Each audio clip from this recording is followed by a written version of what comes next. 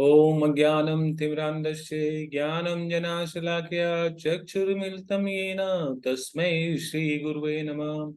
श्रीचैतन्यमनोभीष्टं स्थापितं येन भूतले स्वयं रूपा कदा मह्यं ददाति स्वपदान्तिकं। वन्देऽहं श्रीगुरो श्रीयुतापदकमलं श्रीगुरुन् वैष्णवांशं च। श्रीरूपं सागरजातं शैगण रघुनाथमितं तं सजीवं साद्वैतं सावधूतं परिजनसहितं कृष्ण चैतन्य देवं श्री राधा कृष्ण पादान् शैगण ललिता श्री विशाखामितांत श्याम। हे कृष्ण करुणा सिंधु दीनबंधो जगतपते गोपीश गोपिका कांत राधा कांत नमस्तुते। तप्त कांचन गौरांगी राधे वृंदावनेश्वरी वृषभानुसुते देवी प्रणमामि हरप्रिये। वाञ्छाकल्पतरूपस्य कृपा सिन्धुभ्यश्च च पतितानां पावनेभ्यो वैष्णवेभ्यो नमो नमः। जय श्री कृष्ण चैतन्य प्रभु नित्यानंद श्री अद्वैत गदाधर श्रीवासादि गौर भक्तवृंद। हरे कृष्णा कृष्णा कृष्णा हरे हरे, हरे राम राम राम हरे हरे। हरे कृष्णा। सो एक बार फिर से आप सभी भक्तों का, आप सभी श्रोतागण का अंतर्राष्ट्रीय कृष्ण महानामिक संघ इस्कॉन अयोध्या में एक बार फिर से बहुत बहुत स्वागत है और मैं आप लोगों का बहुत ही अभिनंदन करता हूं। देखिए, माफ कीजिएगा, पिछले कुछ समय से मैं जुड़ नहीं पाया पिछले हफ्ते, क्योंकि थोड़ा सा मैं यात्रा पे था और उस बीच में मुझे समय नहीं मिला। लेकिन वापस से हमारा जो ये गीता की उपाधि है, अब हम लोग इसको कंटिन्यू जारी रखेंगे और निरंतर जो है हम इसमें आगे बढ़ने का प्रयास करेंगे। तो जैसा कि पिछले सत्र में हमने देखा था कि भगवान जो है अर्जुन को क्या बता रहे हैं, दिव्य ज्ञान के बारे में बता रहे हैं। अध्याय 4 दिव्य ज्ञान में हम लोग जो है धीरे धीरे आगे बढ़ रहे थे और श्लोक संख्या 20 तक हमने कंप्लीट किया था।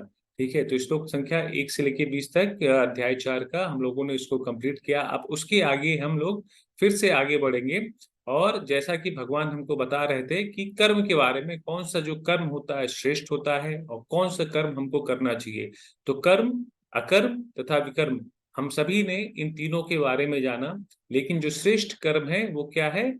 निष्काम कर्म। हमें कभी भी अपने फलों पर जो भी हमें कार्य करना है उसके रिजल्ट पर हमको आश्रित नहीं होना। हमको किस पर आश्रित होना है? हमें अपने मन किस पे लगाना है? श्री भगवान के चरणों में लगाकर हर एक चीज को भगवान की सेवा मानकर, भगवान के लिए अपना कर्तव्य समझकर उस चीज को हम जैसे जैसे करते जाएंगे, धीरे धीरे हमारे हृदय में शांति अपने आप स्वतः जो है प्रदान होती जाएगी भगवत कृपा के माध्यम से। तो हम लोग आगे के जो स्लाइड में यही देखेंगे किस प्रकार से भगवान जो है इस चीज की पुष्टि करते हैं और आगे बताते हैं कि कैसे हमको अपने कर्म को करना चाहिए। तो मैं स्लाइड आप लोगों के समक्ष शेयर करता हूं।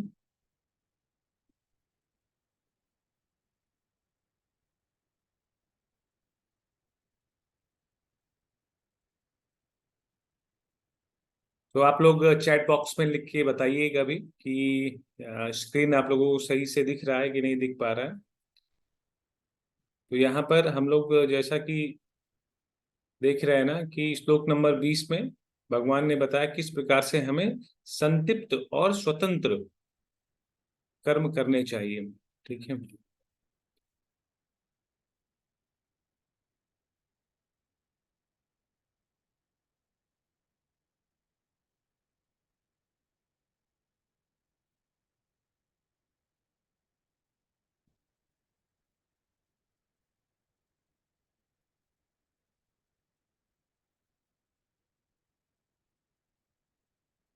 ओके।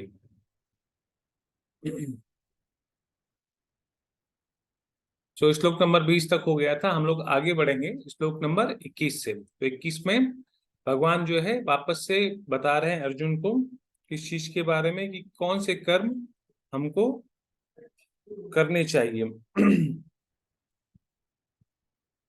निराशीयत चित्त आत्मा त्वक्त सर्व परिग्रह शारीरम केवलम कर्म कुर्वात्म अपनोति किल्बिषम। ऐसा ज्ञानी पुरुष पूर्ण रूप से संयमित मन तथा बुद्धि से कार्य करता है, अपनी संपत्ति के सारे स्वामित्व को त्याग देता है और केवल शरीर निर्वाह के लिए कर्म करता है। इस तरह कार्य करता हुआ वह पाप रूपी फलों से प्रभावित नहीं होता। तो जैसा कि देखिए पिछली स्लाइड में भगवान जो हमको बता रहे हैं कि अपने कर्म फलों की सारी आसक्ति को त्याग कर हमें कर्म करना चाहिए। उससे क्या होगा कि सदैव हम संतुष्ट रहेंगे, ठीक है, किसी भी प्रकार के चिंताओं से नहीं घिरे रहेंगे। जब हमारा एक्सपेक्टेशन होता है, कोई कार्य करते हैं और जब हम किसी चीज को एक्सपेक्ट कर लेते हैं या हम उम्मीद लगा के बैठते हैं और चीजें हमारे उम्मीद के अकॉर्डिंग नहीं होती है तो हमको दुख होता है। लेकिन भगवान उसी चीज का उपाय बता रहे हैं कि कर्म आप कीजिए, कर्तव्य आप कीजिए, आपका जो कार्य है उसको कीजिए, लेकिन वो कार्य को मेरी सेवा मानकर कीजिए। संपूर्ण जो आपके अंदर एक्सपेक्टेशन है उसको त्याग कर दीजिए और वो सारे कार्यों को मेरी सेवा मानकर करेंगे तो क्या होगा, सदैव संतुष्टि। ये एक नीचे लाइन लिखी है, सदैव संतुष्टि रहेगी। मतलब अगर हमारे हृदय में संतोष रहेगा तो संतोषम परम सुखम, और संतोष ही परम सुख है और संतोष ही परम धन भी है, ठीक है।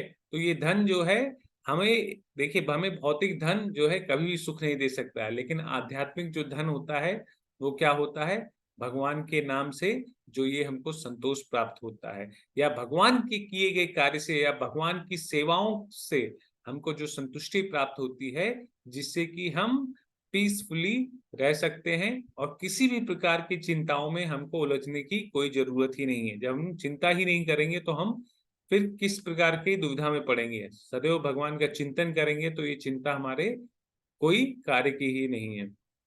तो भगवान यहाँ पे आगे वही बता रहे हैं कि ऐसा ज्ञानी पुरुष पूर्ण रूप से जो अपने मन को संयमित करता है और वही बुद्धि के माध्यम से कार्य करता है, वो अपने सभी प्रकार के स्वामित्व को त्याग देता है। तो ये बहुत ही जरूरी लाइन है कि स्वामित्व को त्यागना जो है किस प्रकार से हम लोग, देखिए हम लोग जो यहाँ पे फंसे हुए हैं, उस फंसने का सबसे बड़ा कारण क्या है कि हम लोग सोचते हैं ना कि मैं इसका मालिक हूँ, मैं इसका पति हूँ, मैं इसका बेटा हूँ, ये घर मेरा है, ये गाड़ी मेरी है।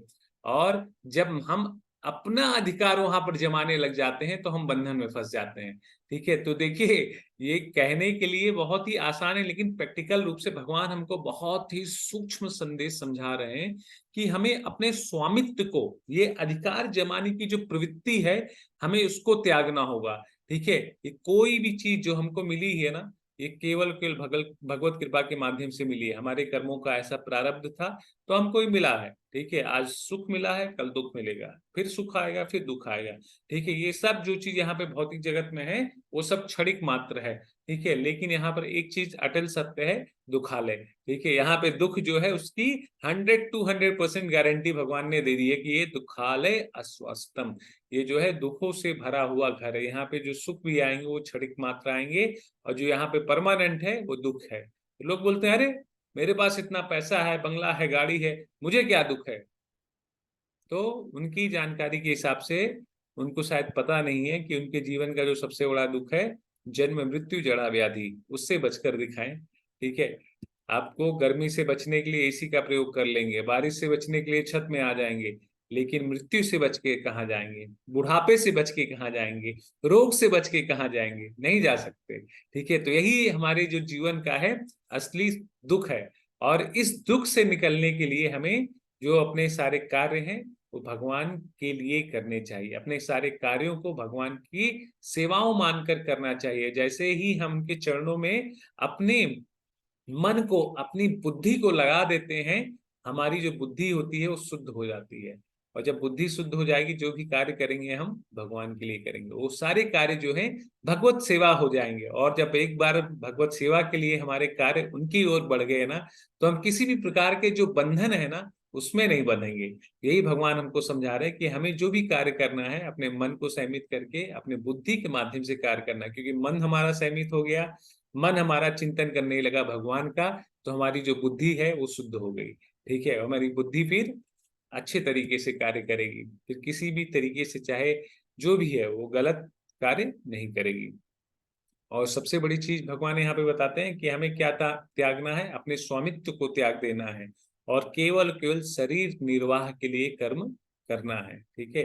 तो जो भी व्यक्ति, देखिए शरीर निर्वाह के लिए आप लोग चैट बॉक्स में लिख के डालिए भी कि शरीर निर्वाह के लिए क्या चीज सबसे ज्यादा जरूरी है। हाँ? वैसे तो हम लोग बचपन से ही सुनते चले आए हैं, जो शरीर निर्वाह के लिए रोटी कपड़ा और मकान, यही सबसे जरूरी चीज है। ठीक है, कि तन पे एक कपड़ा आ जाए, खाने को शाम को एक रोटी मिल जाए, और कुछ सर पर ढकने के लिए कुछ तिरपाल आ जाए, या बिल्डिंग आ जाए, या घर आ जाए, या जो भी आप कह लीजिए। बस रोटी कपड़ा मकान के अलावा कुछ और नहीं चाहिए हमको। लेकिन हम अपनी जरूरतों को, अपनी आवश्यकताओं को इतना बढ़ा देते हैं कि हम उसके लिए नाना प्रकार के प्रयास करते हैं, उस चीज को पाने के लिए जो चीज हमारे पास क्षणिक मात्र है। ठीक है, जब हमको भगवान ने हमारे लिए व्यवस्था कर ही दी है, हमको केवल इतना कर्म करना चाहिए कि हमारे जो शरीर का है वो निर्वाह हो जाए। ठीक है, हमारे शाम के 2 वक्त की रोटी का जुगाड़ हो जाए। हम घर में रह रहे हैं अपने बच्चों के साथ, परिवार के साथ, उनके बस पालन पोषण के लिए उनकी रोटी का जुगाड़ कर लें, एक घर हो। ठीक, और जो हमारी आवश्यकताएं की चीजें हो वो हो। लेकिन आवश्यकताओं से परे जब हम कोई चीजों को लेने का प्रयास करते हैं जिस चीज की हमें जरूरत नहीं होती है। देखिए, आपके पास जरूरत होगा ना तो भगवान स्वयं उस चीज को अरेंज कर देंगे। लेकिन जब उस चीज की जरूरत ही नहीं है, तो उस चीज को करने के लिए, अब देखिए, हम पहले ना, हमारे इस समय में जब हम लोग छोटे छोटे थे, तो पहले उतनी अत्यधिक मोबाइल नहीं थे। ठीक है, अत्यधिक गाड़ियां नहीं थी। लेकिन आज के समय में देखिए, मोबाइल कितना है, घर घर में मोबाइल, बच्चों बच्चों के हाथ में मोबाइल है। लेकिन क्या उन सभी बच्चों को मोबाइल की जरूरत है? उनके बचपन में उनको मोबाइल चाहिए क्या? उनको कार्ड गाड़ी से काम चल जाएगा, छोटे मोटे खिलौने से काम चल जाएगा। लेकिन मोबाइल अननेसेसरी का उनको दे दिया गया है। उसी प्रकार से देखिए, हम लोग ये भी देखते हैं, जहां पर हम पहले बस से ट्रैवलिंग कर लेते थे, ट्रेन से ट्रैवलिंग कर लेते थे, लेकिन हम देख रहे हैं हमारे पड़ोसी के पास गाड़ी है, हमारे पास क्यों नहीं, तो हम भी लोन पर गाड़ी ले आ रहे हैं। और लोन लेके गाड़ी आ रहे हैं, फिर लोन भी चुकाना है, उसका टेंशन। ठीक है, अब लोन चुकाने के लिए फिर हमको डबल काम करना पड़ रहा है, उसका टेंशन। तो ये सारी चीजें ना, अलग अलग प्रकार की ये दुखे ही लेके आती है। ठीक है, तो हमको उतना ही करना चाहिए जितना हमारा शरीर का कार्य चल जाए। तो भगवान हमको यही बता रहे हैं कि हमें केवल शरीर निर्वाह के लिए कर्म करना है। हमारे शरीर निर्वाह के लिए, हमारे परिवार के, जो हमको भगवान की कृपा के माध्यम से, हमारे कर्मों के प्रारब्ध के माध्यम से जो जिम्मेदारियां हमको मिली है, उस जिम्मेदारियों को निर्वहन करने के लिए उतना काम चलने के लिए उतनी हमको संपत्ति मिल जाए। ठीक है, और उससे ज्यादा फिर हमको जरूरत नहीं है। लेकिन जब हम और भी ज्यादा और के चक्कर में पड़ते हैं, तो और के चक्कर में फिर हमको अपने शरीर का जो है अत्यधिक यूज करना पड़ता है। और ये शरीर हमको किस लिए दिया गया है, हम उसका उद्देश्य जो है भूल जाते हैं, और फिर वापस से इस भव, भव मतलब आसक्ति के बंधन में बंध जाते हैं।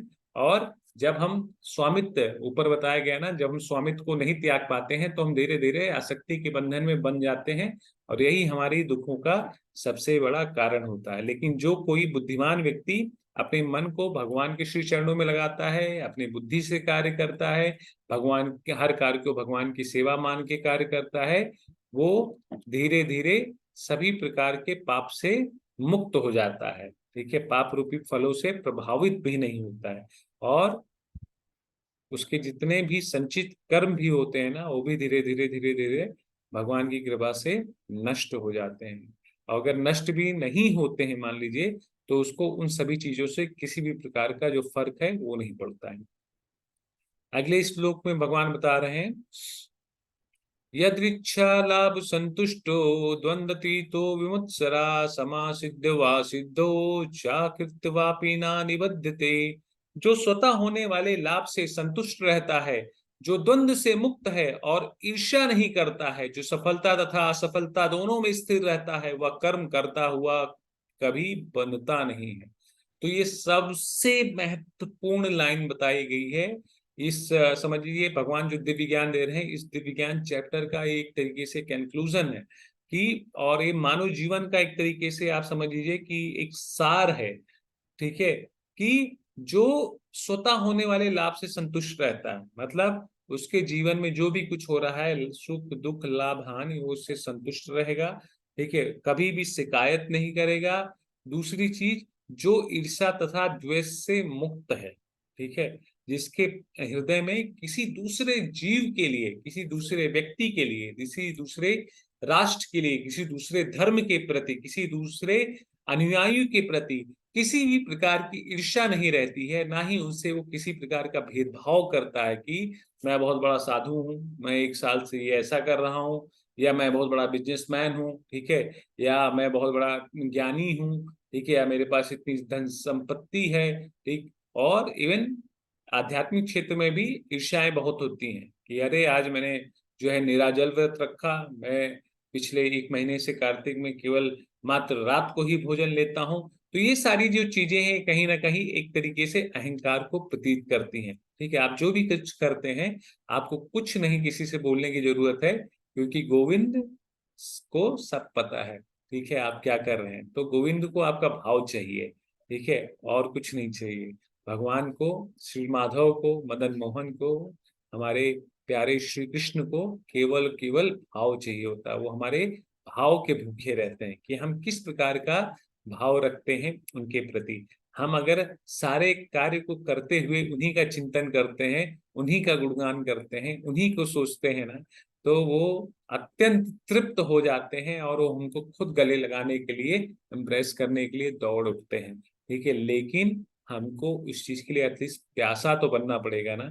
जब हम प्यासे, जब हमको प्यास लगेगी ना, तभी हम कुएं के पास जाएंगे। लेकिन अगर भगवान की कृपा होती है ना, हमको प्यास लगी होती है, तो वो कुआं भी उधर आ जाता है। भगवान स्वयं हम 1 कदम बढ़ाएंगे, भगवान 10 कदम बढ़ाते हैं। लेकिन एटलीस्ट हमारे हृदय में भगवान को प्राप्त करने की, भगवान के प्रेम को पाने की लालसा होनी चाहिए, इच्छा होनी चाहिए। और वो इच्छा तब जागृत होगी जब हमारे हृदय में ईर्ष्या और द्वेष नहीं होगा किसी भी जीव के प्रति, किसी भी व्यक्ति के प्रति, जो हर एक परिस्थिति में सामान्य रहेगा। वही भगवान नीचे बता रहे हैं कि जो सफलता तथा असफलता में दोनों में स्थिर रहता है, और हर एक परिस्थिति में, चाहे उसको बहुत बड़ा लाभ हो गया हो, चाहे उसका घर बार सब कुछ लुट गया हो, उसको कोई मतलब नहीं है। वो सब बोलेगा हरि की कृपा से है, भगवान की कृपा से है, सब भगवान की कृपा से इतना जो वैभव ऐश्वर्य देख रहे हैं उन्हीं की कृपा से है, ठीक है। नुकसान भी हो गया ना, कोई दिक्कत नहीं, भगवान ने दिया था, भगवान ने ले लिया ना, मेरा क्या है, यहाँ पे कुछ भी नहीं है, ठीक है। तो उसको पछताने के लिए भी कुछ नहीं है। तो ऐसा जो भी व्यक्ति इस तरीके का, जिसके विचार होते हैं, जिसके ख्याल होते हैं, और इस व्यवहार से जो अपने जीवन का यापन करता है, वो कभी भी कर्म करते हुए किसी भी प्रकार के कर्म बंधन में नहीं फंसता है, ठीक है। तो यहाँ पर लास्ट में भगवान ने भी बताया ना कि कर्म करता हुआ कभी भी बंधता नहीं है। क्यों बंधेगा? तभी जब व्यक्ति फल की उम्मीद लगा के बैठेगा, मतलब जब सकाम कर्म करेगा, ठीक है। सकाम कर्म मतलब जब हमें फल की उम्मीद लगा के बैठते हैं, ये करूंगा मुझको ये प्राप्त होगा, ये पुण्य करूंगा मुझको ये प्राप्त होगा, ऐसा करूंगा तो मेरी ख्याति बढ़ेगी, ठीक है। तो वो सारी चीजें पुण्य की श्रेणी में आ जाती है, और पाप तो वैसे आप अपने आप ही बंधन में बांधता है। लेकिन जब हम भगवान का चिंतन करते हुए कोई कर्तव्य को करते हैं, कोई कार्य को करते हैं, और हमें किसी भी प्रकार के फल की आसक्ति नहीं रहती है, तो हम किसी भी प्रकार के बंधन में नहीं बनते हैं। क्योंकि भगवत चिंतन में किया गया कार्य क्या कहलाता है? निष्काम कर्म योग, ठीक है। वो एक तरीके से भक्ति योग कहलाता है, क्योंकि इस हृदय में भगवान बैठे हैं और जो भी कार्य कर रहे हैं वो सब सेवा हो गई, ठीक है। वो कोई भी कार्य भौतिक रही नहीं जिस कार्य में भगवान इंक्लूड हो गए, भगवान सदैव, मतलब भगवान का ही स्मरण आ रहा है, तो भूल से भी हम सभी लोग, आप सभी लोग कभी भी उस कार्य को भौतिक मत समझिएगा। हाँ, लेकिन शास्त्र के अकॉर्डिंग वो कार्य होना चाहिए। ऐसा नहीं कि आप शास्त्र के विरुद्ध कार्य करें।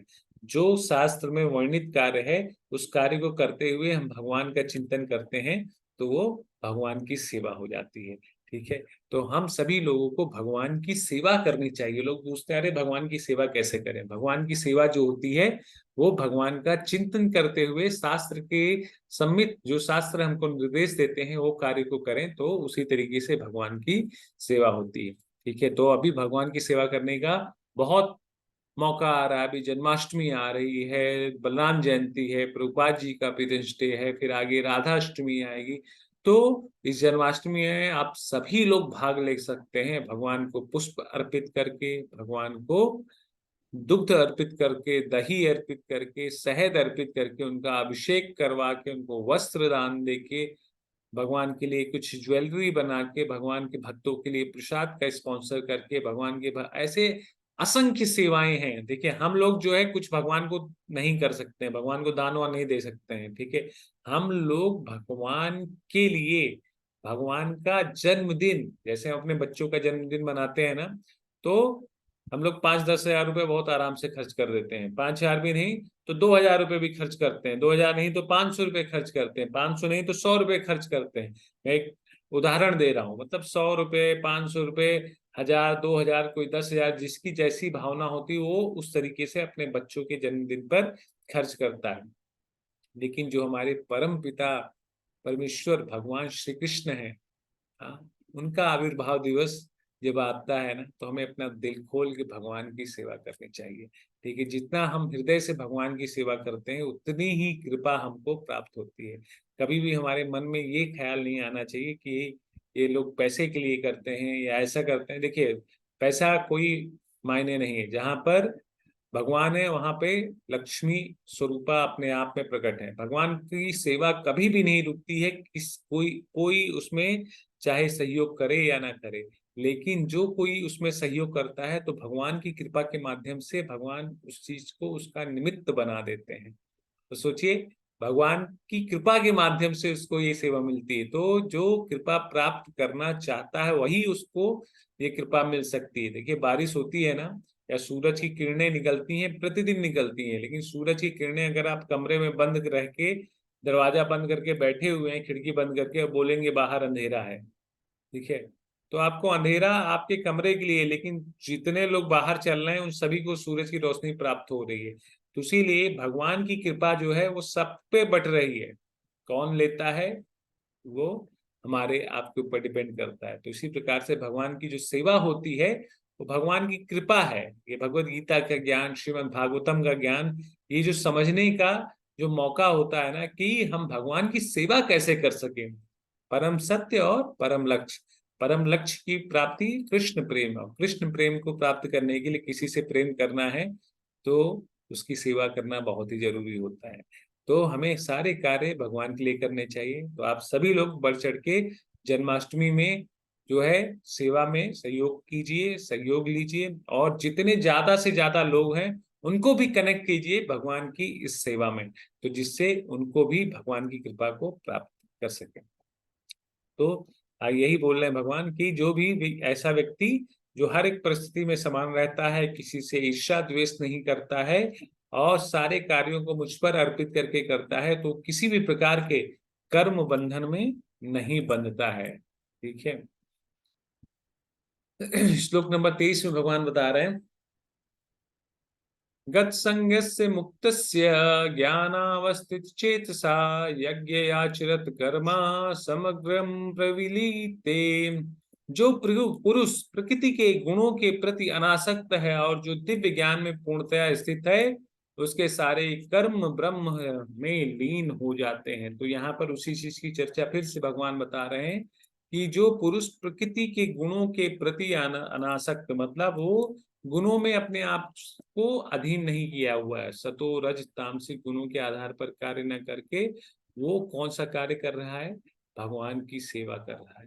ठीक है। दिव्य ज्ञान में, दिव्य ज्ञान क्या होता है, भगवान श्री कृष्ण के लिए जो भी कार्य हमें करना है भगवान के लिए करना है, ये जिसको ज्ञात हो जाता है तो उसको दिव्य ज्ञान की अनुभूति हो जाती है। तो जो भी व्यक्ति अपने सारे कार्यों को भगवान के चिंतन में करता है, भगवान के लिए करता है,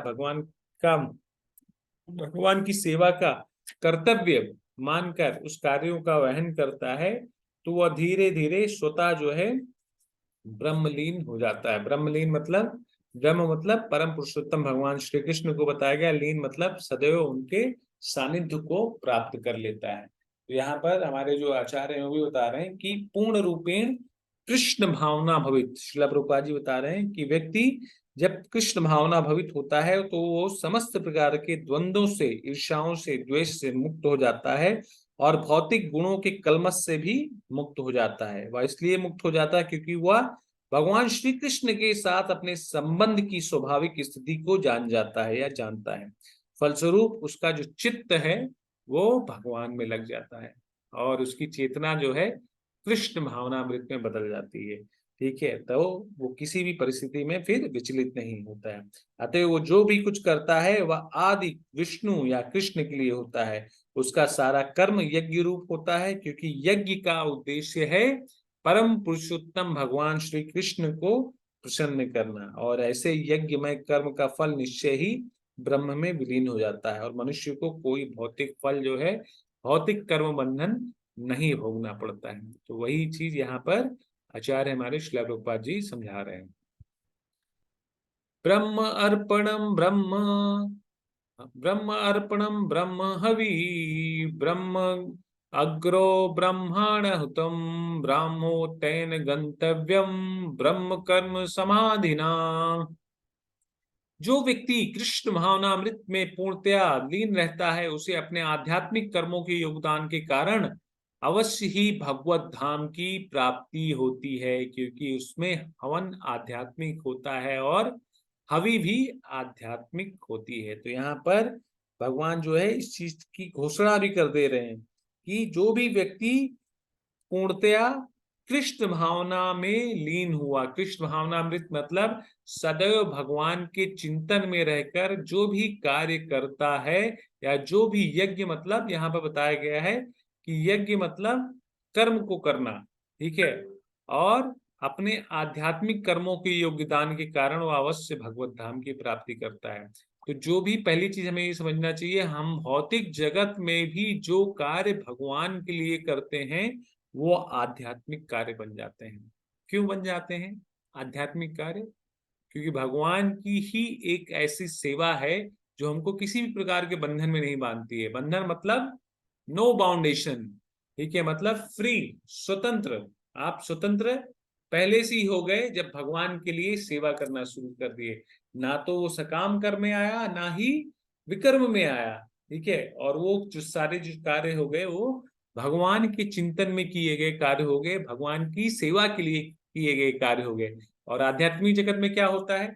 आध्यात्मिक जगत में यही होता है कि जितने भी लोग कार्य करते हैं वो सभी लोग भगवान की ही सेवा करते हैं, कुछ अलग नहीं करते। वहां पे हर व्यक्ति जो है वो भगवान की ही सेवा करता है, भगवान के लिए ही कार्य करता है, और अपना सर्वस्व भगवान के लिए ही समर्पित करता है। और वही चीज अगर हम भौतिक जगत में करने लग गए तो निश्चित रूप से हमारे वो जो कार्य हैं वो भौतिक नहीं रह जाते हैं, आध्यात्मिक रह जाते हैं। इसीलिए यहाँ पर बताया गया है कि उसे अपने आध्यात्मिक कर्मों के योगदान के कारण, ठीक है, तो भगवान की सेवा क्या हो गई, भौतिक नहीं है, वो आध्यात्मिक हो जाती है। और आध्यात्मिक सेवा के कारण क्या होता है, उसे भगवत धाम की प्राप्ति हो जाती है। तो भगवत धाम की प्राप्ति मतलब भगवान के प्रेम की प्राप्ति। हमारे जो जीवन का लक्ष्य है कृष्ण प्रेम, ठीक है, जीवन का यही एकमात्र लक्ष्य है कि हम किस प्रकार से भगवान के प्रेम को प्राप्त करें, भगवान के प्रेम का आस्वादन करें। और यही जब हमको मिल जाता है तो हमारे लिए भगवान के घर का जो रास्ता है वो खुल जाता है, ठीक है। तो कृष्ण प्रेम ही प्राप्त करना चाहिए, यही जीवन का लक्ष्य होना चाहिए कि हमें भगवत प्रेम की प्राप्ति हो, ठीक है। बाकी मुक्ति, मोक्ष, धन, वैभव, ये सब आपको फ्री में मिल जाएंगे, उसके लिए आपको स्ट्रगल करने की जरूरत नहीं है, ठीक है। तो इसीलिए श्रील प्रभुपाद जी कहते हैं सदा जपिए और आनंदित रहिए, प्रसन्न रहिए, ठीक है। तो जपने का मतलब ये है कि हम सदा भगवान का नाम लें और प्रसन्न हो। लेकिन वो प्रसन्न कब होंगे? जब हमारे मन में प्रेम होगा ना, तभी तो आनंद आएगा। हाँ, जब हम किसी से प्यार करते हैं, उसका नाम लेते हैं, हमारे समक्ष आता, तो हमको कितना आनंद आता है। तो उसी प्रकार से जब हम भगवान का नाम लेंगे, हमारी सेवाएं भगवान के समक्ष रहेगी, और भगवान का हमें एकदम पूर्ण भगवान फील होगा, हमारे सामने भगवान खड़े हैं, भगवान का हमें साकार रूप का दर्शन होगा। तो हमारा हृदय जो है एक एक रोम कोप जो है रोमांचित हो उठता है, ठीक है। तो इसीलिए जब भगवान के प्रेम की प्राप्ति हो जाती है तो भगवान का धाम स्वतः ही प्राप्त हो जाता है, क्योंकि वो जो कार्य होता है सभी आध्यात्मिक होता है, ठीक है। तो यहाँ तक आप लोगों को समझ में आ गया कि किस प्रकार के कर्म हमको करने चाहिए, ठीक है, और कैसे इस चीज के प्रोसेस को आगे बढ़ाना चाहिए। अब आगे बताया जा रहा है कि त्याग आध्यात्मिक ज्ञान की ओर लेके जाता है, ठीक है।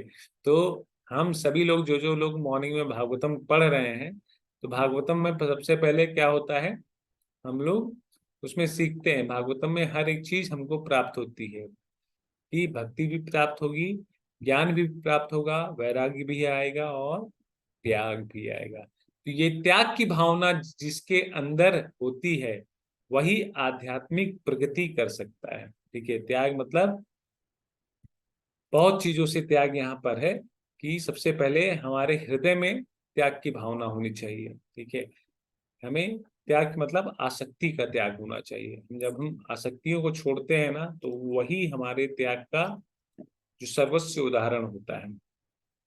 यहाँ पे बताया गया है आध्यात्मिक प्रगति के लिए त्याग होना बहुत ही जरूरी है। ब्रह्मचारियों के लिए श्रवण और इंद्रियां संयम होना बहुत जरूरी है। उनको श्रवण करना तथा इंद्रियों का संयम करना बहुत जरूरी है। गृहस्थों के लिए नियंत्रित पारिवारिक जीवन, मतलब यहाँ पर गृहस्थों को क्या करना चाहिए, जैसे उनको संबंध, पति पत्नी को संबंध बनाने की छूट रहती है शास्त्रों के माध्यम के द्वारा, लेकिन वो कैसे होने चाहिए, नियंत्रित होने चाहिए। ऐसा नहीं कि इतना हम काम में खो जाएं और इसका उपयोग जो है दूसरी चीज के लिए, अपनी इंद्रिय तृप्ति के लिए करने लगे, अपनी एक तरीके से लस्ट या एक कह सकते हैं कि हवस को बुझाने के लिए करने लगे, तो ये सारी चीजें जो है वो गलत हो जाती हैं। तीसरा जो बताया गया है योगियों के लिए, योगियों के लिए तपस्या और श्वास नियंत्रण बताया गया है कि वो किस प्रकार से तप करें, किस प्रकार से श्वास पर कंट्रोल करें और कैसे जो है ये अपना प्राणायाम की विधि को अपने जीवन में उतार कर उसको फॉलो करें। और अन्यों के लिए क्या बताया गया है, तपोमय यज्ञ, स्वाध्याय यज्ञ, योग यज्ञ, द्रव्यमय यज्ञ इत्यादि। ठीक है, तो ये सारी जो चीजें हैं वो अन्यों के लिए बताई गई हैं कि वो लोग हर प्रकार का जो यज्ञ कर सकते हैं, स्वाध्याय कर सकते हैं, योग यज्ञ कर सकते हैं तथा दान दे सकते हैं। तो सभी प्रकार की चीजें यहाँ पर, लेकिन खासकर ब्रह्मचारी, गृहस्थ और सन्यासी के लिए यहाँ पर, सन्यासी इन द सेंस योगी के लिए ये सारी चीजें बताई गई हैं। ठीक है, लेकिन सन्यासी के लिए इस तरीके, क्योंकि आज के समय में जो सबसे बड़ा योग है वो क्या है, सबसे बड़ा यज्ञ है संकीर्तन यज्ञ। तो भगवान हमको बताते हैं कि अगर हम, चैतन्य महाप्रभु इस चीज की पुष्टि करते हैं कि हरे कृष्णा कृष्णा कृष्णा हरे हरे, हरे राम राम राम हरे हरे, इस कलयुग के, कलह के युग में जो सबसे बड़ी चीज है वो है नाम संकीर्तन, और यही नाम संकीर्तन हर प्रकार की बाधाओं से हमको मुक्त कर देगा। ठीक है, तो वापस से हम लोग देखते हैं कि आध्यात्मिक प्रगति के लिए त्याग होना हमारे हृदय में बहुत ही जरूरी है। दैवमेवापरे यज्ञं योगिना पारिष्पासिते, ब्रह्म गौरवापरे यज्ञं यज्ञेनैव उपजाहित जुहातम। कुछ योगी विविध प्रकार के यज्ञों द्वारा देवताओं की भलीभांति पूजा करते हैं और कुछ पर ब्रह्म रूपी अग्नि में आहुति डालते हैं। तो यहाँ पर बताया जा रहा है कि जो व्यक्ति, देखिए पहले बता दिया गया कि जो व्यक्ति कृष्ण भावनामृत होगा उनको ये सब चीज करने की जरूरत नहीं है, वो अपने आप में ही ब्रह्मलीन रहता है, पूर्ण योगी है। किंतु ऐसे भी मनुष्य होते हैं, श्रील प्रभुपाद जी बता रहे हैं, किंतु ऐसे भी मनुष्य हैं जो देवताओं की पूजा करने के लिए यज्ञ करते हैं, कुछ परम ब्रह्म या परमेश्वर के निराकार स्वरूप के लिए यज्ञ करते हैं। इस तरह यज्ञ की अनेक अनेक कोटियां हैं। तो विभिन्न यज्ञ कर्ताओं द्वारा संपन्न यज्ञ की ये कोटियां केवल बाह्य वर्गीकरण है। वस्तुतः यज्ञ का अर्थ क्या है, सभी प्रकार के यज्ञों का अर्थ, जैसा कि पिछले श्लोक में हमने देखा कि सभी प्रकार के यज्ञों का एक ही मर्म है, वो क्या है, परम पुरुषोत्तम भगवान श्री कृष्ण को प्रसन्न करना। ठीक है, या विष्णु को प्रसन्न करना, इसी को यज्ञ कहते हैं। ठीक है, तो विभिन्न प्रकार के यज्ञों को दो श्रेणियों में रखा जा सकता है, जैसा कि आचार्य श्रील प्रभुपाद जी बताते हैं। पहला यज्ञ सांसारिक द्रव्यों के लिए और दूसरा दिव्य ज्ञान के लिए। तो सांसारिक के लिए यज्ञ मतलब किस प्रकार से हम इस संसार में सुख सुविधा भोग ऐश्वर्य उन सब का जो है वो सारी चीजें हमको प्राप्त हो जाए, और दूसरा जो है दिव्य ज्ञान के लिए, मतलब भगवान की प्राप्ति के लिए, जो असली यज्ञ है। ठीक है, तो इन दोनों प्रकार के यज्ञों की संस्कृति जो है हमें शास्त्रों में बताई जाती है। जो कृष्ण भावनामृत है उनकी सारी भौतिक संपदा परमेश्वर को प्रसन्न करने के लिए होती है, किंतु जो किसी क्षणिक भौतिक सुख की कामना करते हैं वे इंद्र, सूर्य आदि देवताओं को प्रसन्न करने के लिए अपनी भौतिक संपदा की आहुति देते रहते हैं। किंतु अन्य लोग जो निर्विशेषवादी हैं वे निराकार ब्रह्म में अपने स्वरूप को स्वाहा कर देते हैं। तो यहाँ पर कई चीजें हमको पता चलती है कि जो लोग भगवान में लीन है, भगवताकार हैं और भगवान के लिए कार्य करते हैं, तो यज्ञ की दो विधि बताई गई है, सांसारिकता की और दिव्य ज्ञान की। तो सांसारिक लोग जो देवताओं की, विभिन्न प्रकार की देवताओं की पूजा करते हैं, जैसे किसी का सूर्य कमजोर होता है, किसी का चंद्र कमजोर होता है, किसी के ऊपर शनि है, किसी के ऊपर साढ़े साती है, कोई जो है देवी चालीसा करवाता है, कोई देवी भागवतम कराता है, कोई जो है रुद्राभिषेक कराएगा। आजकल देखिए सावन में जो है 50 तरीके के उपाय बताएंगे शिव जी पर। आप जो है ये क्या बोलते हैं, शहद डालिए, हल्दी डालिए, रोली डालिए, ठीक है, आपका ये ग्रह कट जाएगा, ये ग्रह कट जाएगा, ये ग्रह कट जाएगा। तो हमें कभी भी ऐसा करना नहीं चाहिए। कि शिव जी कौन है? वैष्णो नाम यथा शंभु। ठीक है, वैष्णो में परम वैष्णो है, तो शिव जी हमको ऐसी चीज प्रदान कर सकते हैं जिससे हम डायरेक्ट भगवान की कृपा हमको प्रदान हो जाएगी। देखिए देखिए, शिव जी की कृपा प्रदान हो जाती है ना, तो भगवान की भक्ति मिल जाती है। तो हमें शिव जी से क्या मानना है? निश्चित रूप से हमको जल चढ़ाना चाहिए, हमें दूध चढ़ाना चाहिए, हमें बेलपत्र चढ़ाना चाहिए, हमें पुष्प चढ़ाना चाहिए, लेकिन भौतिक इच्छाओं के लिए नहीं।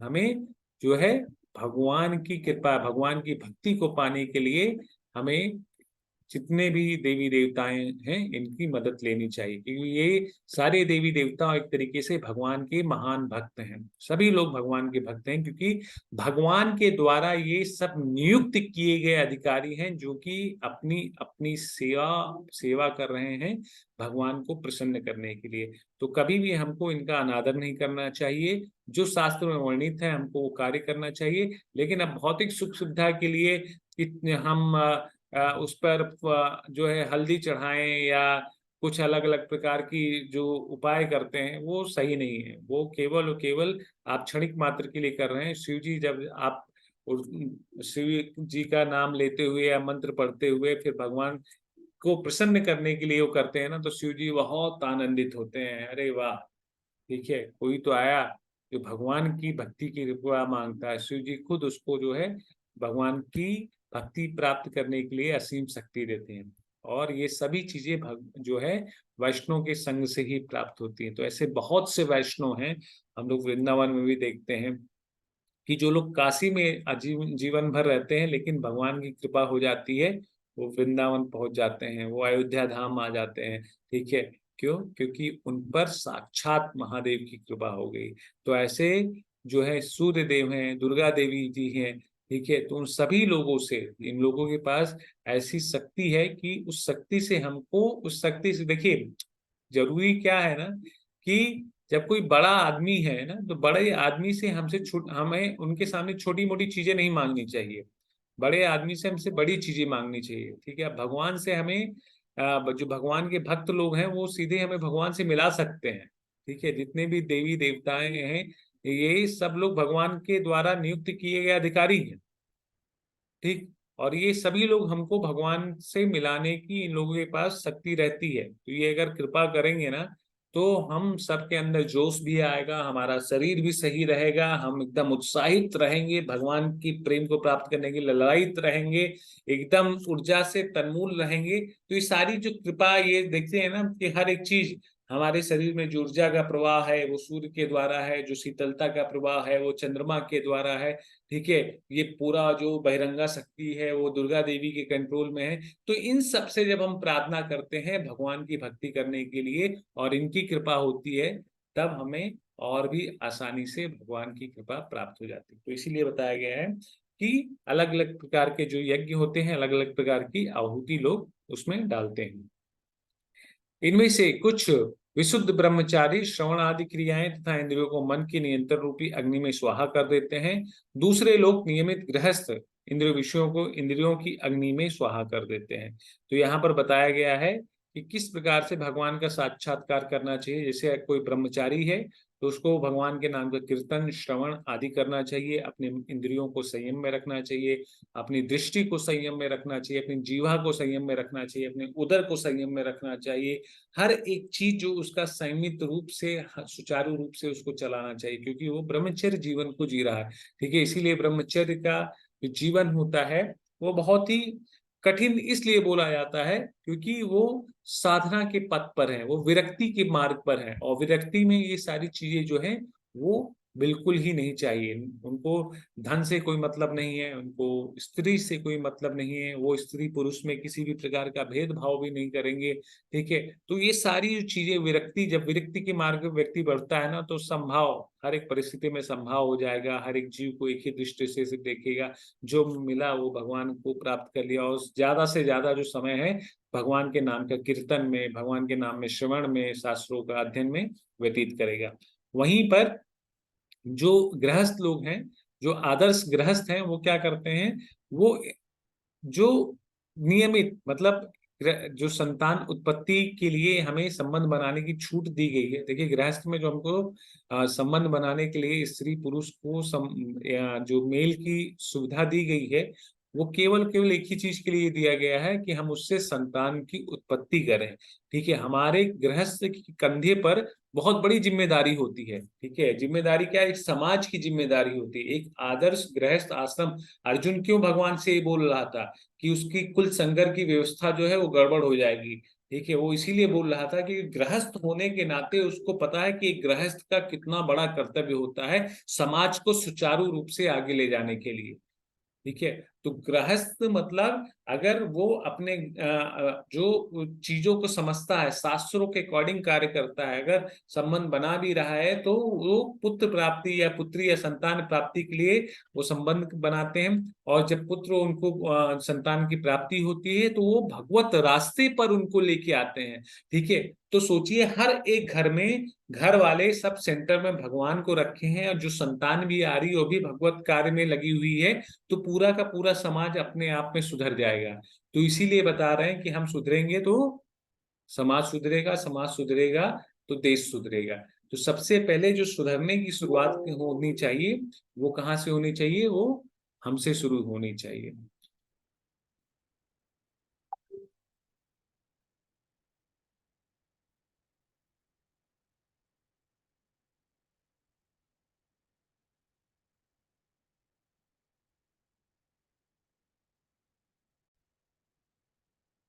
माफ कीजिएगा, थोड़ा बैटरी डिस्चार्ज हो गया था मेरे लैपटॉप का, सो वापस से मैं स्क्रीन को शेयर करता हूँ। हाँ, सो हम लोग थे कि गृहस्थ का जो नियमावली होता है वो बहुत ही सीमित होना चाहिए। अगर उसका नियमावली बहुत ही सीमित है, वो केवल अपनी स्त्री के अलावा पराई स्त्री की तरफ नजर नहीं डालते हैं, और उसी तरीके से स्त्री अपने पुरुष के अलावा, अपने पति के अलावा किसी और की तरफ नजर नहीं डालती, तो उनकी मुक्ति जो है इसी में हो जाती है, क्योंकि सेंटर में भगवान रहते हैं। स्त्री के लिए पति परमेश्वर है, और पुरुष के लिए जो आध्यात्मिक कार्य है, भगवान की सेवा, वो उसका जो है सनातन धर्म मतलब सबसे प्रायोरिटी पे रहता है। तो घर का जो पुरुष है, घर का जो व्यक्ति है, या घर का जो पहला सदस्य पुरुष को इसलिए बोला जाता है क्योंकि वही अपने घर को लीड करता है। आजकल का जो माहौल बदल गया है कि आजकल घर में महिलाएं लीड कर रही हैं, तो जिसकी वजह से घर का माहौल गड़बड़ होता चला जा रहा है, ज्वाइंट फैमिली का कल्चर नहीं रह गया है। लेकिन पहले क्या होता था कि अगर पुरुष ही अपने घर को लीड करता है, वो बताता है कि किस तरीके से हमें अपना संयमित जीवन जीना चाहिए, भगवान के प्रति कार्य करता था, भगवान की सेवाओं में लगता था, अपने बच्चों को लगाता था। घर की जो स्त्रियां होती थी वो अपने पति की सेवा करती थी, बच्चों की परवरिश करती थी, भगवान को भोग लगाती थी, गाय बछड़े को भी वो लोग जो है अग्रासन देती थी। तो ये सारी जो क्रियाएं थी, ये वैदिक जो नियम थे, ये केवल केवल इसी को करने के मात्र से ही मुक्ति हो जाती थी। जब समय मिला राम का नाम लिया, या दिन भर कुछ भी कर भी रहे हैं तब भी राम राम राम चल रहा है उनके लिए। हम लोगों ने तो देखा है अपने बचपन में, हमारी आजी हमारी दादी वो वो अपने जीवन में उनको कभी माला जपते हुए नहीं देखा है, लेकिन वो सदैव भगवान का नाम, भगवान के भजन, भगवान के कीर्तन उनके मुंह से चलते ही रहते थे।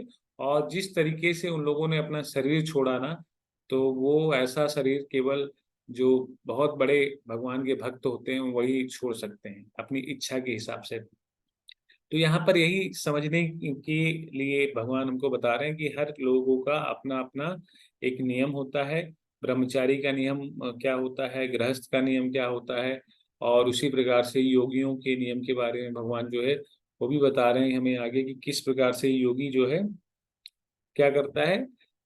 सर्वाणि इंद्रिय कर्माणि प्राणम कर्माणि चापरे आत्म संयम योग ग्रहो जुहाति ज्ञान दीपते। दूसरे जो मन तथा इंद्रियों को वश में करके आत्म साक्षात करना चाहते हैं, संपूर्ण इंद्रियों तथा प्राण वायु के कार्यों को संयमित मन रूपी अग्नि में आहुति कर देते हैं।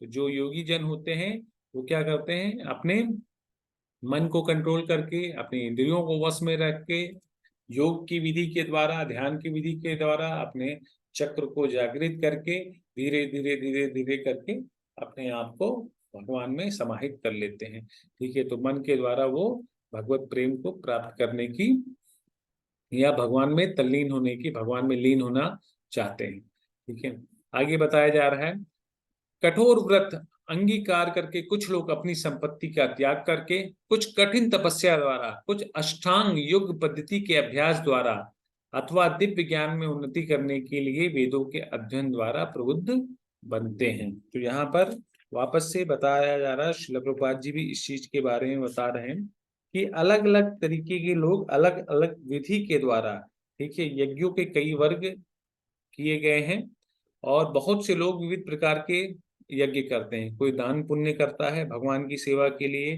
ठीक है, कोई जो है अलग अलग प्रकार की संस्थाएं खोल देता है, जैसे धर्मशाला, अन्य क्षेत्र, अतिथिशाला, अनाथालय, विद्यापीठ। अब देखिए ये सारे जो है सकाम कर्म की श्रेणी में आते हैं, लेकिन जो कोई भी व्यक्ति इस सब चीज को भगवान की सेवा मान के करता है ना, तो निश्चित रूप से वो सकाम कर्म में नहीं पड़ता है, वो केवल केवल सभी प्रकार के कर्म बंधन से वो धीरे धीरे मुक्त होने लगता है। मतलब वो कोई संचित कर्म नहीं कर रहा है। ये सारे कार्य भी जो करता है, जो हॉस्पिटल खुलवाता है, चैरिटेबल फूड की चैरिटी करता है, प्रसाद खिलाता है लोगों को, या फ्री एम्बुलेंस चलवाते हैं, या और जो बच्चियों की शादी करवाते हैं, तो ऐसे लोग जो भी हैं भगवान की सेवा मानकर अगर ये कार्य करते हैं तो किसी भी प्रकार के जो बंधन में है नहीं बनते हैं, और इसी चीज से उनका जो है उद्धार हो जाता है। ठीक है, तो जैसे हमारे देश के जो सिपाही हैं वो भी जो खड़े हुए हैं बॉर्डर पे, वो देश की सेवा कर रहे हैं, वो देश की सेवा कर रहे हैं, तो हम आप इस ज्ञान को, भगवान के इस ज्ञान को अच्छे से सुन पा रहे हैं, ठीक है, समझ पा रहे हैं। तो वो जो देश की सेवा कर रहे हैं वो भी एक तरीके का उनका यज्ञ है। ठीक है, और भगवान इस चीज की पुष्टि भी करते हैं। ठीक है, जो कोई यज्ञ करता है और यज्ञों के माध्यम से मुझे प्रसन्न करता है, क्योंकि यज्ञ का जो माध्यम है क्या है, भगवान को प्रसन्न करना। ठीक है, तो जो भगवान को प्रसन्न करता है तो भगवान उस पर कृपा करते हैं। तो जिस प्रकार कुरुक्षेत्र के युद्ध में जो लोग धर्म को निभाते हुए, धर्म मतलब धर्म को निभाते हुए, चाहे कौरवों की तरफ से पांडवों की तरफ से, अब पांडव भले अधर्मी थे, ठीक, सॉरी, कौरव भले अधर्मी थे, पांडव तो धर्म के संग में थे, धर्म शास्त्रकार करते थे, तो धर्म के साथ में थे, लेकिन पांडवों की तरफ से अधर्मी दुर्योधन भले था, लेकिन जो उनकी सेनाएं थी, ठीक है, सेनाएं अधर्मी नहीं थी, क्योंकि सेना किसके लिए कार्य कर रही है, अपना धर्म निभा रही है। ठीक है, और वो धर्म क्या था, दुर्योधन की तरफ से युद्ध करना। ठीक है, तो जितनी भी सेनाएं वहां पर जो भी शरीर छोड़ा ना, सबकी सबकी मुक्ति हो गई। ठीक है, ऐसा नहीं कि वो लोग जो है नरक को चले गए, नहीं नहीं नहीं, उस सभी लोगों ने अपने धर्म का कार्य किया, अपने धर्म के लिए लड़ाई की। उनका धर्म क्या था, युद्ध भूमि में आकर दुर्योधन की तरफ से लड़ना और सामने पांडव से युद्ध करना। ठीक है, भले ही वो वीरगति को प्राप्त हो गए, लेकिन सभी की सब मुक्त हो गए। ठीक है, तो इसी प्रकार से अलग अलग प्रकार की योगों की पद्धति यहाँ पर बताई गई है। कोई दान देकर, कोई संपत्ति का त्याग कर कर, कोई तपस्या के द्वारा, कोई अष्टांग योग के द्वारा, कोई ज्ञान की उन्नति करने के लिए वेदों का अध्ययन करता है, उसके द्वारा अलग अलग प्रकार से प्रभुत्व बनते हैं और धीरे धीरे धीरे धीरे दिव्य ज्ञान की तरफ उन्नति करते हैं। दिव्य ज्ञान केवल एक ही है, वो दिव्य ज्ञान क्या है? परम पुरुषोत्तम भगवान श्री कृष्ण के बारे में जानना, और कुछ भी नहीं। मतलब दिव्य ज्ञान मतलब किस प्रकार हम अपने आप को भगवान की सेवा, भगवान के प्रेम में अपने आप को लगाए रहे, यही दिव्य ज्ञान है। ठीक है। और हम देखते हैं लास्ट में अन्य लोग भी हैं जो समाधि में रहने के लिए श्वास को रोक करते हैं, मतलब प्राणायाम की विधि के द्वारा वे अपान में प्राण को और प्राण में अपान को रोकने का अभ्यास करते हैं, और अंत में प्राण अपान को रोककर समाधि में रहते हैं। अन्य योगी कम भोजन करके प्राण की प्राण में ही आहुति दे देते हैं। आहुति मतलब एक तरीके से किस प्रकार से ये लोग यज्ञ करते हैं। ठीक है। तो लास्ट में ये बताया जा रहा है कि ये सभी यज्ञ करने वाले यज्ञों का अर्थ जानने के कारण पाप कर्म से मुक्त हो जाते हैं और यज्ञों के फल रूपी अमृत को चखकर परम दिव्य आकाश की ओर बढ़ते जाते हैं। ठीक है। तो ये बहुत ही महत्वपूर्ण यहाँ पर जो लाइन है, भगवान बता रहे हैं कि ये अलग अलग प्रकार की जो संस्तुति करते हैं, कोई भजन करता है भगवान का, कोई कीर्तन करता है, कोई श्रवण करता है, कोई भगवान की सेवा करता है दान के द्वारा, चैरिटेबल हॉस्पिटल्स के द्वारा, किसी की सेवा करने के माध्यम से, वैष्णव सेवा करने के माध्यम से, निर्धन की सेवा करने के माध्यम से, अलग अलग जीवों की सेवा करने के माध्यम से, कोई गाय की सेवा करता है, कोई पशुओं की सेवा करता है, कोई जो है ध्यान में अष्टांग योग की विधि लगाता है, कोई योग विधि करता है, कोई समाधि में रहता है, कोई भगवान की भक्ति करता है, कोई जो है भगवान का जो भोग बनाकर सबको केवल बांटता है। ठीक है। कोई भगवान के सामने केवल कीर्तन करता है, कोई भगवान का जो है केवल श्रृंगार करता है। तो ऐसे भगवान की असंख्य सेवाएं हैं। सब असंख्य सेवाएं मतलब अलग अलग प्रकार की यज्ञ हैं। ये सारे सेवाओं को करना एक तरीके से यज्ञ कहलाता है। और उन सभी यज्ञों के माध्यम से एक ही उद्देश्य रहता है, किस प्रकार से विष्णु जी को या परम पिता जो हमारे परम पुरुष भगवान श्री कृष्ण हैं उनको प्रसन्न करना। ठीक है। जब हम ऐसे कार्य करते हैं, उन्हीं को अर्पित कर देते हैं, तब हम भगवान के प्रेम की ओर धीरे धीरे आगे उन्मुख होते हैं। और आगे ये लिखा भी है कि सभी यज्ञ करने वाले यज्ञों का अर्थ जानने के कारण पाप कर्मों से मुक्त हो जाते हैं और यज्ञों के फल रूपी अमृत को चख कर परम दिव्य आकाश की ओर बढ़ते जाते हैं। तो ये जितने भी लोग हैं, ये इन सभी यज्ञ मतलब हम जो भी कार्य करते हैं उस कार्यों में भगवान की सेवा को मानकर कार्य करते हैं। इससे क्या होता है, सभी पाप कर्म, सभी लोग पाप कर्म से मुक्त हो जाते हैं और फल रूपी अमृत को चख कर, वो फल रूपी अमृत क्या है? कृष्ण प्रेम। ठीक है। तो फल रूपी अमृत मतलब भगवान के प्रेम को प्राप्त कर कर भगवान के धाम को जाने लगते हैं। दिव्य आकाश मतलब आध्यात्मिक जगत की ओर आगे बढ़ने लग जाते हैं। तो हम सभी को चाहिए कि हम सभी लोग ऐसे कार्यों को करें जिस कार्य में हमेशा भगवान का ही चिंतन हो। मतलब हमें शास्त्र के अकॉर्डिंग ही कार्य करना चाहिए, लेकिन वो सारे जो कार्य कैसे होने चाहिए? भगवतमय कार्य होने चाहिए। हर कार्य में भगवान की सेवा को समझकर, ठीक है, जैसा कि शास्त्रों में वर्णित है, हमें अपने देह यापन के लिए कार्य करना चाहिए। ठीक है। और फिर सारा जो कार्य हमें किस लिए करना चाहिए? भगवान की सेवा के लिए। तो हम अगर दीन दुखियों की भी सेवा कर रहे हैं या हॉस्पिटल्स भी चला रहे हैं या हम किसी को खाना भी डिस्ट्रीब्यूट कर रहे हैं भोग लगाकर उसे प्रसाद के रूप में, या हम किसी गरीब की मदद कर रहे हैं या किसी पशु की मदद कर रहे हैं या किसी वैष्णव की सेवा कर रहे हैं, मंदिर में सेवा कर रहे हैं, अपना कोई भी कार्य कर रहे हैं, उस चीज को अगर भगवान की सेवा मानकर हम करते हैं, अपने मन को, अपनी बुद्धि को भगवान के श्री चरणों में लगाते हैं, तो जैसा कि पहले इस श्लोक में बताया गया था कि मन को भगवान के चरणों में लगाकर अपनी बुद्धि से किया गया कार्य हमको किसी भी प्रकार के कर्म बंधन में नहीं बांधता है। और ऐसे यज्ञ करने से क्या होता है कि हम धीरे धीरे धीरे धीरे समस्त पाप कर्मों से मुक्त हो जाते हैं। जो अमृत है, जब पाप कर्मों से मुक्त हो जाएंगे तो हम अमृत को चखेंगे। वो अमृत क्या है? भगवान का प्रेम। और एक बार जिसके हृदय में भगवान का प्रेम जागृत हो गया, फिर वो धीरे धीरे भगवान के धाम को चला जाता है, फिर उसको कुछ भी नहीं चाहिए होता है। ठीक है। तो आज का जो सेशन है हम लोग यहीं पे समाप्त करेंगे। कल हम जो लोग आगे देखेंगे श्लोक नंबर 31 में भगवान जो है कैसे इसके आगे हमको बताते हैं।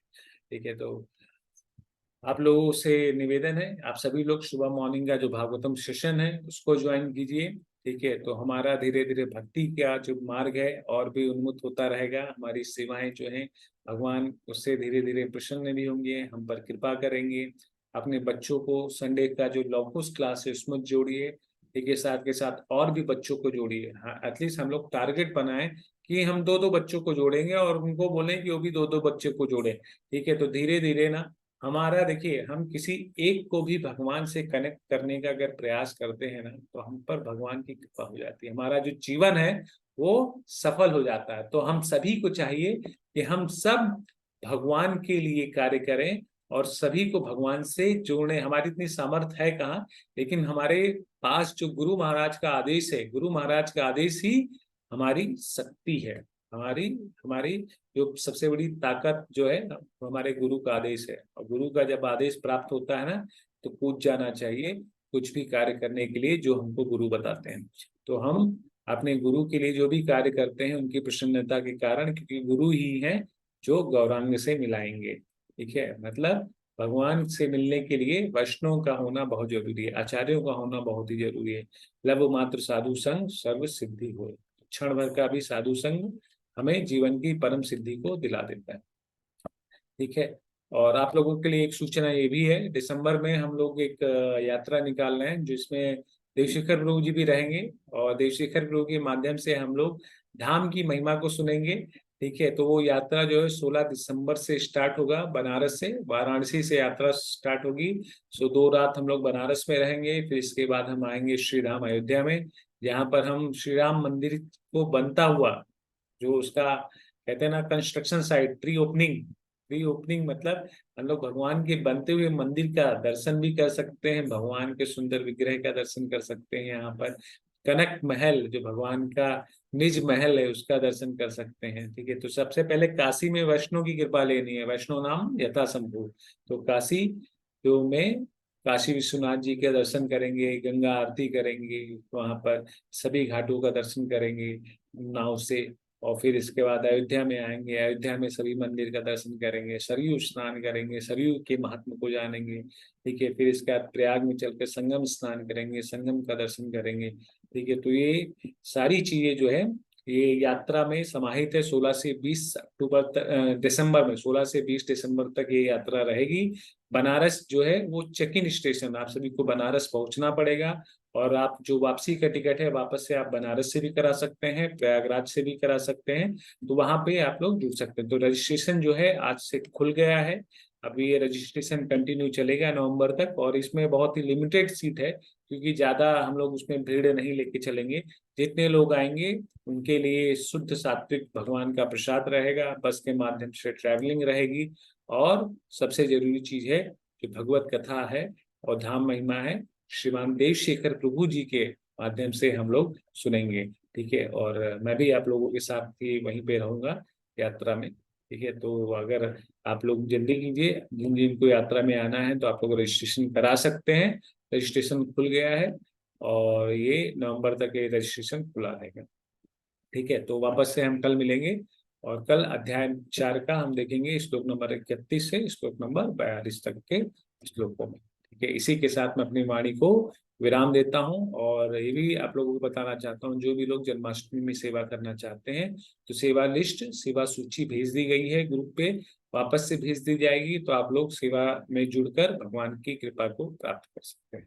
ठीक है, इसी के साथ मैं अपनी वाणी को विराम देता हूँ। हरे कृष्णा। आप सभी को प्रणाम।